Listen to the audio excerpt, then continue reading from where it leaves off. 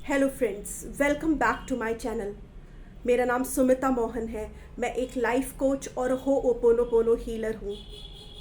आज के वीडियो का टॉपिक है कि अगर फिजिकली किसी सिचुएशन में कुछ ना हो पा रहा हो तो एनर्जेटिकली उस सिचुएशन में बहुत कुछ किया जा सकता है।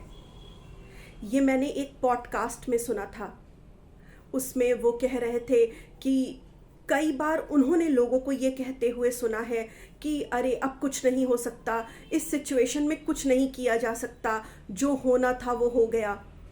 पर वो ये कह रहे थे कि भौतिक रूप में अगर देखा जाए, इन फिजिकलिटी अगर देखा जाए, फिजिकल वर्ल्ड में अगर देखा जाए, तो हाँ, शायद उस सिचुएशन में अब कुछ नहीं हो सकता, पर एनर्जेटिकली बहुत कुछ किया जा सकता है।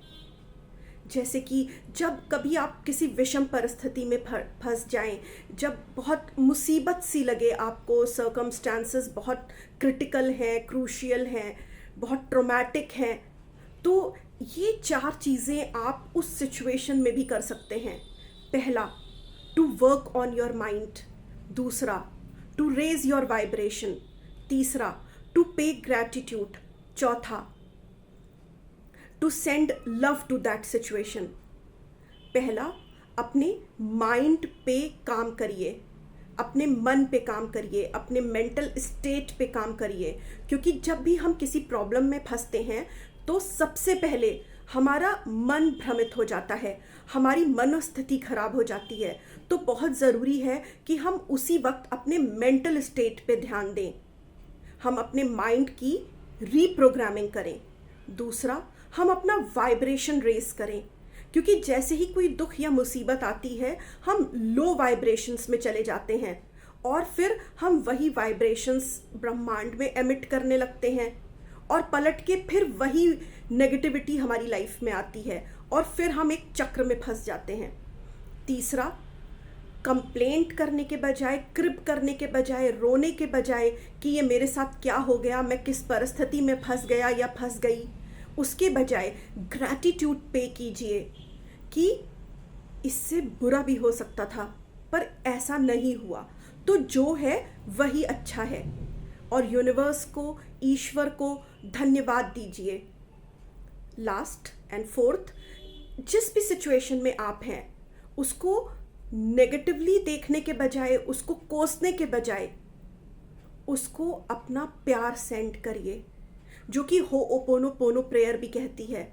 चाहे आप लाइफ की किसी भी सिचुएशन में हो, किसी भी कंडीशन में हो, just keep on sending love, just keep on sending love, because I love you is a high vibrational phrase. वो इतनी हाई वाइब्रेशन से भरी हुई है कि वो किसी भी नेगेटिविटी को ट्रांसम्यूट कर सकती है, ट्रांसफॉर्म कर सकती है।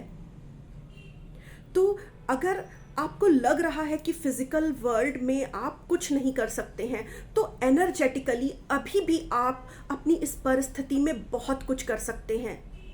आप ईश्वर से प्रार्थना कर सकते हैं। That is also a kind of energy work. Pray करना भी एक प्रकार का एनर्जी वर्क है। अपने माइंड पे काम करना भी एक एनर्जी वर्क है। अपने वाइब्रेशंस को उस विषम परिस्थिति में भी हाई रखना एक एनर्जी वर्क है।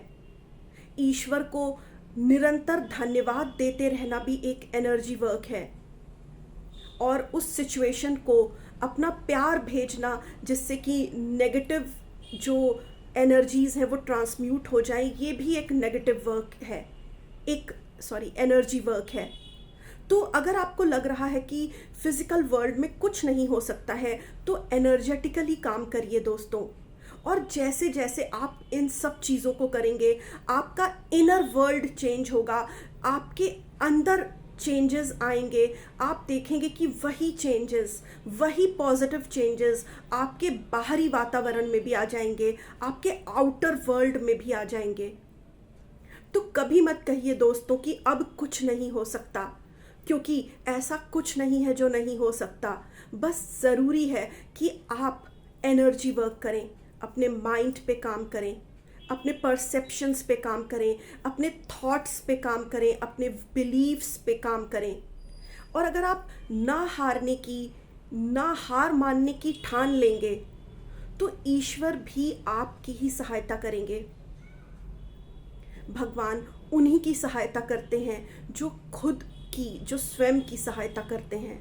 और आप स्वयं की सहायता कर सकते हैं अपने माइंड को हेल्दी रखकर, उसकी रीप्रोग्रामिंग कर कर, अपने वाइब्रेशंस को हाई रखकर, परिस्थितियों को, लोगों को, चीज़ों को कोसने के बजाय उनको लव वाइब्रेशन सेंड करके, और जिस भी परिस्थिति में हैं आप उसकी शिकायत करने के बजाय ईश्वर को, यूनिवर्स को ग्रैटिट्यूड, थैंक्स कह के, ग्रैटिट्यूड पे करके, इन 5 माध्यमों से आप एनर्जी वर्क कर सकते हैं। और धीरे धीरे आप देखेंगे कि आपकी बाहरी दुनिया में भी शिफ्ट आ गया है, और वो भी पॉजिटिव शिफ्ट। तो ट्राई करिएगा दोस्तों, अपने लिए जब भी कभी आप छोटी या बड़ी किसी प्रकार की परेशानी में फंसें, तो ट्राई करिए कि अपने इनर वर्ल्ड को चेंज करिए, जिससे कि आपका आउटर वर्ल्ड भी चेंज हो जाए। Thank you.